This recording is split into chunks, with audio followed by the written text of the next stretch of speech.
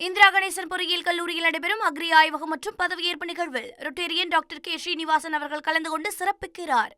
தமிழ்நாட்டின் பொருளாதார மதிப்பு 31.19 லட்சம் கோடியை எட்டியுள்ளதாக முதல்வர் ஸ்டாலின் பெருமிதம் தெரிவித்துள்ளார்.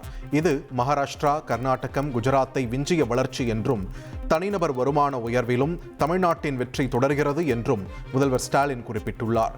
2031 தமிழ்நாடு அனைத்து துறைகளிலும் முதலிடம் பெறும் என்றும் அவர் நம்பிக்கை தெரிவித்துள்ளார்.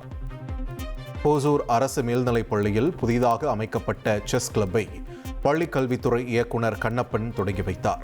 ஜூஜுவாடி அரசு பள்ளியில் செஸ் விளையாட்டில் ஆர்வமுள்ள மாணவர்களின் திறமைகளை மென்மேலும் வளர்ப்பதற்காக அந்த பள்ளியின் சமூக அறிவியல் ஆசிரியர் சுவர்ணா என்பவர் 1.5 லட்சம் ரூபாய் செலவில் புதிதாக செஸ் கிளப்பை அமைத்துக் கொடுத்துள்ளார். சென்னையில் இன்று 11வது நாளாக இண்டிகோ விமானங்கள் சில ரத்து செய்யப்பட்டன. மும்பை, அகமதாபாத், கொல்கத்தா, கவுஹாத்தி, புவனேஸ்வர், விசாகப்பட்டினம், கொச்சி உள்பட 56 புறப்பாடு மற்றும் வருகை விமானங்கள் ரத்து செய்யப்பட்டதாக அதிகாரிகள் தெரிவித்தனர். இந்த விமானங்களில் முன்பதிவு பயணிகள் இல்லாததால் ரத்து செய்யப்பட்டுள்ளதாக தெரிவிக்கப்பட்டுள்ளது.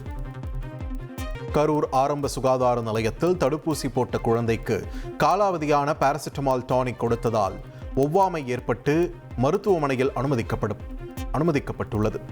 அதிகமாக டானிக் கொடுத்ததால் குழந்தைக்கு ஒவ்வாமை ஏற்பட்டுள்ளதாக சுகாதாரத்துறை விளக்கம் அளித்துள்ளது.